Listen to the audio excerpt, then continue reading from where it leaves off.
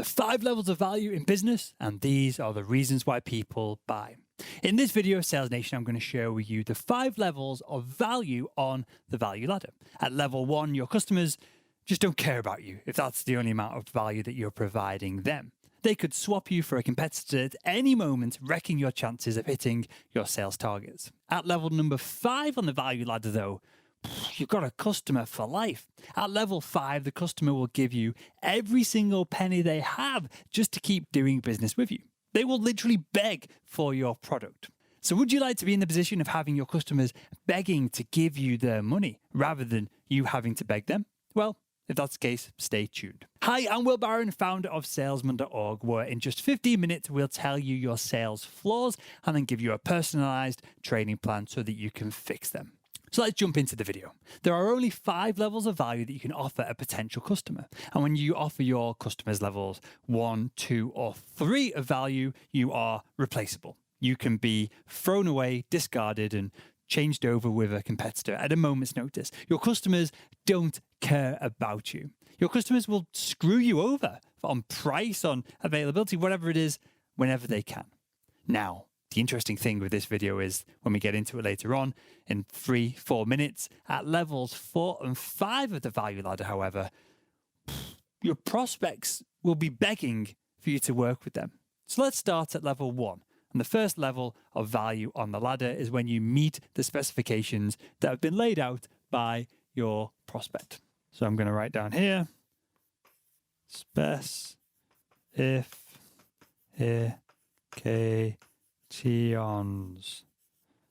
So this is when the prospect is looking for Y feature and you offer it within X product. You just happen to have this feature. There's no skill involved. There's no selling involved. It's just damn good luck. Now, the problem with this is that it's very difficult to differentiate you from your competitors at this level. So winning business at level 1 of the value ladder is just dumb luck most of the time. Trying to hit a sales target when you're only providing the value at this level, well, it's like putting on the lottery and then just standing outside the lottery company's offices with your hand out, hoping to win the jackpot. It's just very difficult to leverage and to make happen.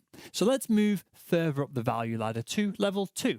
And level 2 is where you provide a good product to the customer. So we got good prod. Now, this is the level of value that, well, everyone thinks that they are at. Every B2B sales professional I speak to, they think they're at least at this level. They think that the product is great. Well, let me slow this down for you because in most markets, well, everyone's product is pretty good. And so again, unfortunately, winning business here usually comes down to dumb luck and just the ability to follow up and follow up and follow up with a prospect until often they relent and they give you their money. And that's a really tough way to sell. It's a really tough way to go about your day-to-day selling activities. So let's now make things a little bit interesting because level 3 is when all this starts to change. Level 3 is when we start to move from just dumb luck. We remove that from our selling environment and we can replace it with hustle. At level 3 in the value ladder, we're talking about providing a customized service. Now, this is when we are able to differentiate ourselves in the mind of the buyer. This is when people start to say, oh, salesman.org is, well, it's more expensive than reading a few sales books, but the training is personalized for me, and so I don't mind paying that little bit more for it. That's the response that I get when people sign up to salesman.org, and that's what you should be trying to set up for yourself as well. You should be starting at level 3 on the value ladder rather than trying to compete here and occasionally working your way up. Because how many times have you battled with a potential customer on price? They're going to talk about your competitors. They're going to say, I ain't signing no contracts. At the very last minute to force you to discount. I've been there and it really sucks. It really takes the wind out of sales as a career when half the conversations you have is battling with someone. Now that pain starts to disappear at level 3 on the value ladder in the mind of the buyer because you're now different to all of the other companies that are pitching them. You now finally have an advantage because you're customized to them, to what they want. Well, things start to really fall into the seller's favor when we get to level 4, which is reliance. Reliance. So when you get to this value in the value ladder, the buyer-seller dynamic changes massively. It flips on its head almost. And you can get to this reliance step on the value ladder in 2 separate ways. So first off, if you imagine a customer of yours, if they start to build a product or they build their service on top of your service, that's the first way to get to this reliance. That might sound a bit weird, but let me give you an example. Salesforce.com, CRM, customer relationship management software, right? So lots of businesses use Salesforce as the bedrock. Everything is stored. All the data, the customer data is stored within Salesforce. They then customize and build their own marketing and sales systems on top of the Salesforce platform. And so they become incredibly reliant upon this brand. Now, if you're Salesforce.com and you're in this situation and you know that it's going to be such a massive damn pain for the customer to move to someone else's CRM system, well, you basically got these contracts locked in until the customer goes bust, until the company ceases to exist. At this point, it'd be easier to stop Donald Trump saying stupid things than it would be for a competitor to break into this account and dislodge Salesforce. So that's the first way that you can get to the reliance level in the value ladder. The second way, when you're selling into a brand new organization, is to have a product, a service, or you as an individual are so important to the customer that they so desperately need you to grow that without you, the business is likely going to fail. So I know that sounds a little bit far-fetched, right? Who has a product that's that good? Well, let me give you an example. You could be selling financial services and you could be selling it to the CEO of a startup who, if they don't get this next influx in cash, if they don't get their overdraft extended, then their business is going to die. It's going to cease to exist. This, again, makes the prospect reliant on you. This makes the potential customer reliant on you. And at this point, the buyer wants to work with you as much as you want the commissions of working with the buyer. Now, the final level, level number 5, this is God tier, right? This is multiple reliance. Multiple reliance. This is where we all want to be. And this is exactly where I would aim to be when I was selling medical devices, when I was selling surgical camera systems. Because it's great to have 10 operating rooms using your surgical equipment in general surgery. But when gynecology were using your equipment as well, and then 15 urology theatres come on board and also become reliant on your equipment and your support, something magical starts to happen.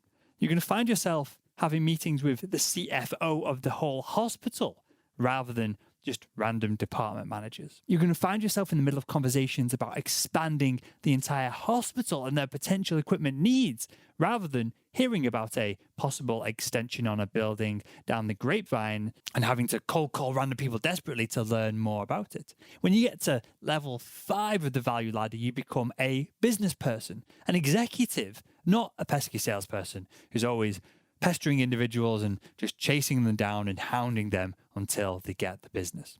Opportunities start to come to you. Your prospects want to work with you, and selling becomes fun. Just think about that for a second. How would that change your day-to-day if, again, these opportunities came to you and people wanted to specifically work with you and the brand that you represent? So, well, that's all well and good for the theory side of things, right? This random 5-level theory. But how the hell do I get to this magical level 5 on your stupid value ladder that doesn't even really look like a ladder? I guess if we have, these are the things that you'd step on and then the kind of posts. Yeah, whatever. There's the value ladder. Happy? Well, let's get practical then. Because if you're not starting at level 2, having a good product, then the answer is pretty simple. You need to change jobs. Why are you making your life so difficult for yourself? Find the best product in your industry and then start selling their sales management on hiring you. And on a side note, make sure to subscribe as I've got a video coming up on selling your way to your dream sales job. It's coming up in the next week or so. Now, assuming that you're starting at level 2, at the very minimum of having a good product. Now, how do we get to level 3 and offer a customized service? So let me use the example of me selling medical devices. Now, clearly, I'm not going to be able to customize my products that I'm selling to my customers' needs. Everything I sold had thousands of hours of research, development, validation before it was even allowed to be used on a random patient in a research hospital, never mind just to a general surgeon that I was selling it to. So I mean, the point of me sharing that is that I didn't have leverage to customize anything at the product level. So in fact, I customized the service that I provided to my customers. So obviously you got to get a prospect to buy into this. It's their value chart, it's not yours. They've got to agree to it. So for me to offer a customized service, I would explain at the prospecting stage that I personally would add to the education and the training of the surgeons that I dealt with. I'd explain that I'd personally be there to solve any hospital business related problems to do with the endoscopes that were a semi-reusable item that got broken all of the time. And so I'd go in and train the people cleaning the endoscopes. Never mind, the endoscopes are a long metal tube. That's the bit that goes inside you so the surgeon can see what's going on the surgery on the screen. I'd explain that I'd go in and solve a lot of the business problems from that perspective because the repairs on them were massive. So I'd reduce their repair bills. Again, nothing to do with the product, nothing to do with the marketing. It was a service that I was able to go in and add on top of everything else that the company that I was working for provided me with. And this is how I differentiated myself with a customized service from the competition. And the reality is, most salespeople are lazy. Most of my competition was lazy. They wanted to just get in and make a sale and get out. So I took a lot of their business by just making those few extra changes to get higher up the value ladder and differentiate myself. Now, to get to levels 4 and 5 of the value ladder, you need to up your game. Now, the simplest way to put this is that at levels 4 and 5, you've got to solve your prospects' business issues. Let me say that again. You must solve business issues. So this means that you personally must be able to, within the context of your customers, 1, make introductions within your industry to get your prospects in front of people that can help them move their own businesses forward. So I'll put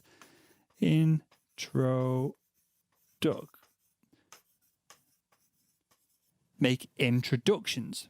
Next, you've got to be able to provide valuable industry insights that the prospect just can't get elsewhere. So, number 2, provide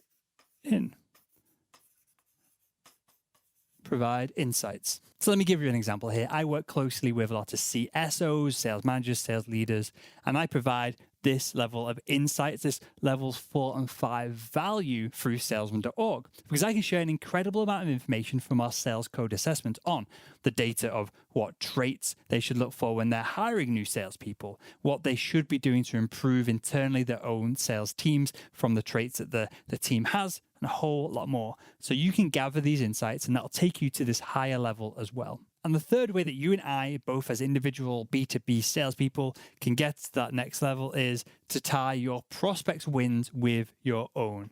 I'll just put tie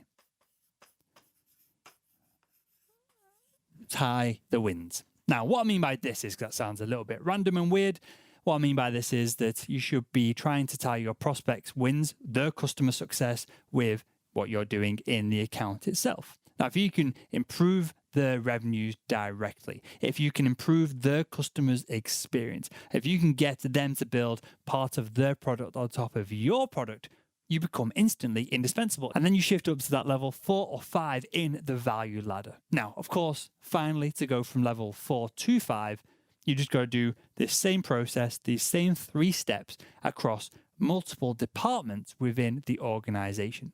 And of course, all of this, it's easier said than done. But once you retrain your selling brain to focus on the level of value that you can bring your prospects, rather than how many random individuals can I spam during the day, you're going to find that more and more often you're going to be higher up the value ladder, and more people will proactively want to work with you when they understand the value, when you communicate the value that you're going to give them in your outreach messaging. So there we have it. That's it for today's video.